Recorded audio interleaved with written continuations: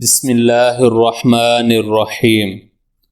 السلام علیکم ورحمۃ اللہ وبرکاتہ۔ اللہ پاک کو پانے کے لیے ایک انسان کو کیا کرنا چاہیے؟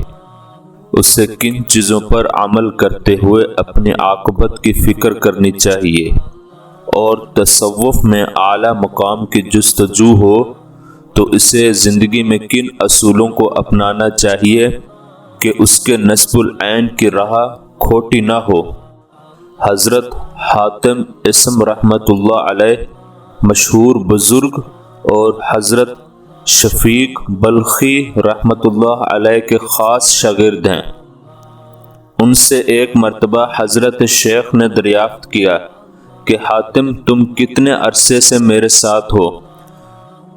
حضرت حاتم رحمۃ اللہ علیہ نے عرض کیا 33 برس سے۔ فرمانے لگے کہ اتنے دنوں میں تم نے مجھ سے کیا سیکھا؟ حضرت حاتم رحمۃ اللہ علیہ نے عرض کیا 8 مسئلے سیکھے ہیں۔ حضرت شیخ بلخی رحمۃ اللہ علیہ نے فرمایا انا للہ و انا الیہ راجعون۔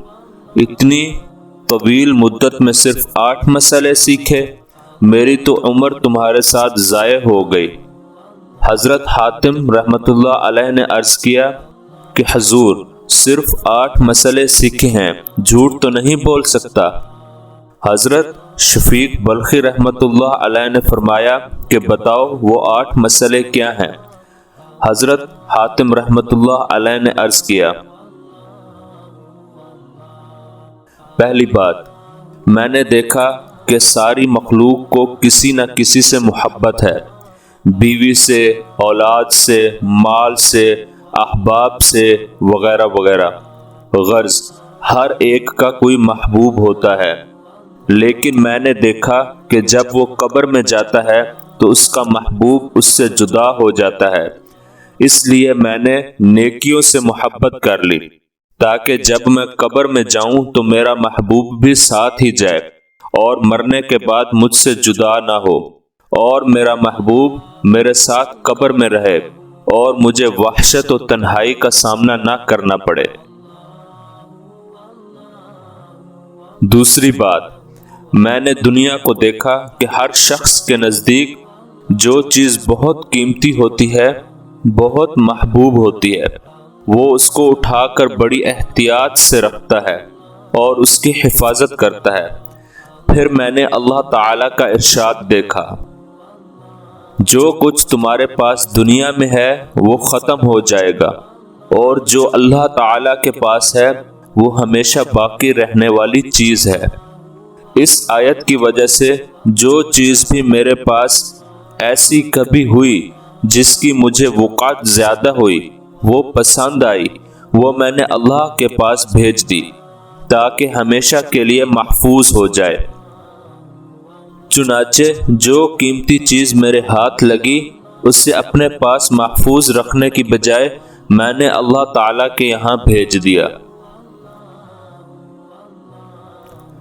تیسری بات، میں نے اللہ پاک کا ارشاد قرآن میں دیکھا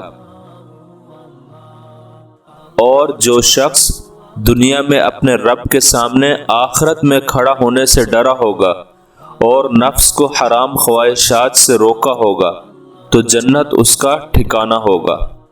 میں نے جان لیا کہ اللہ تعالیٰ کا ارشاد حق ہے، سو میں نے اپنے نفس کو برائیوں سے لگام دی اور اپنے نفس کو خواہشات سے روکا، یہاں تک کہ اللہ تعالیٰ کی اطاعت اور بندگی پر جم گیا۔ چوتھی بات، میں نے ساری دنیا کو دیکھا، ہر ایک کا رجحان دنیاوی اسباب کی طرف ہے۔ کوئی شخص مال کی طرف لوٹتا ہے، کوئی نسب کی، شرافت کی طرف، کوئی اور فخر کی چیزوں کی طرف، یعنی ان چیزوں کے ذریعے اپنی بڑائی ظاہر کرتا ہے، حالانکہ حقیقت میں یہ سب چیزیں ہیچ ہیں۔ پھر میں نے اللہ کے اس ارشاد پر غور و فکر کیا، در حقیقت اللہ کے نزدیک تم میں سے زیادہ عزت والا وہ ہے جو تمہارے اندر سب سے زیادہ پرہیزگار ہے۔ اس بنا پر میں نے تقوی اختیار کر لیا تاکہ اللہ تعالیٰ کے نزدیک پرہیزگار بن جاؤں۔ چنانچہ خدا تعالیٰ کے نزدیک عزت حاصل کرنے کے لیے میں نے تقوی اختیار کیا۔ پانچویں بات، میں نے لوگوں کو ایک دوسرے سے بدگمان دیکھا، ایک دوسرے پر طعن کرتے ہیں، عیب جوئی کرتے ہیں، برا بھلا کہتے ہیں۔ یہ سب حسد کی وجہ سے ہوتا ہے کہ ایک دوسرے پر حسد آتا ہے۔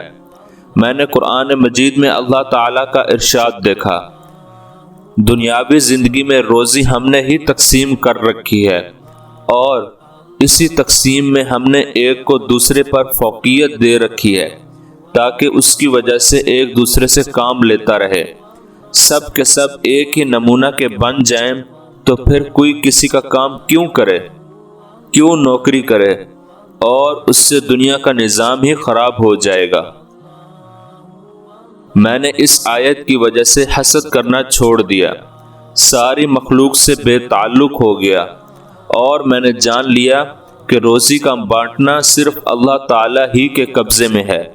وہ جس کے حصے میں جتنا چاہے رزق لگائے، کسی کے پاس مال کے زیادہ یا کم ہونے میں ان کے فعل کو زیادہ دخل نہیں، یہ تو مالک الملک کی طرف سے ہے۔ اس لیے میں نے حسد کو چھوڑ دیا اور یقین ہوا کہ قسمت صرف اللہ کے ہاتھ میں ہے، اس لیے لوگوں سے عداوت چھوڑ دی۔ چھٹی بات، میں نے دنیا میں دیکھا کہ تقریباً ہر شخص کی کسی نہ کسی سے لڑائی ہے اور کسی نہ کسی سے دشمنی ہے۔ میں نے غور کیا تو دیکھا کہ اللہ پاک نے فرمایا، بے شک شیطان تمہارا دشمن ہے، بس اس کے ساتھ دشمنی ہی رکھو، اس کو دوست نہ بناؤ۔ بس میں نے اپنی دشمنی کے لیے اسی کو چن لیا اور اس سے دور رہنے کی انتہائی کوشش کرتا ہوں، اس لیے کہ جب حق تعالیٰ نے اس کے دشمن ہونے کو فرمایا تو میں نے اس کے علاوہ ہر کسی سے اپنی دشمنی ہٹا لی۔ ساتویں بات، میں نے دیکھا ساری مخلوق روٹی کی طلب میں لگ رہی ہے، اس کی وجہ سے اپنے آپ کو دوسروں کے سامنے ذلیل کرتی ہے اور ناجائز چیزیں اختیار کرتی ہے۔ پھر میں نے دیکھا تو اللہ تعالیٰ کا ارشاد ہے، اور کوئی جاندار زمین پر چلنے والا ایسا نہیں ہے جس کی روزی اللہ تعالیٰ کے ذمہ نہ ہو۔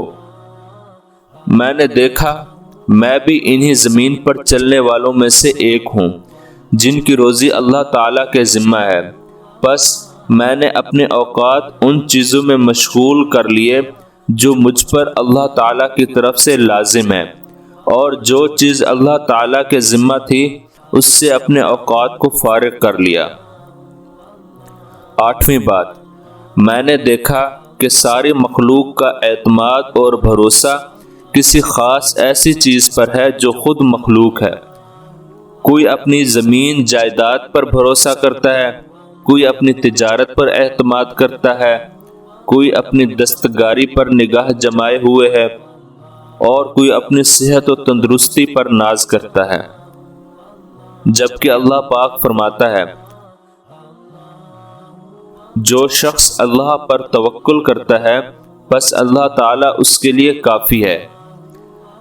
اس لیے میں نے بس اللہ تعالیٰ پر توکل اور بھروسہ کر لیا، در حقیقت وہی ذات میرے لیے بہت کافی ہے۔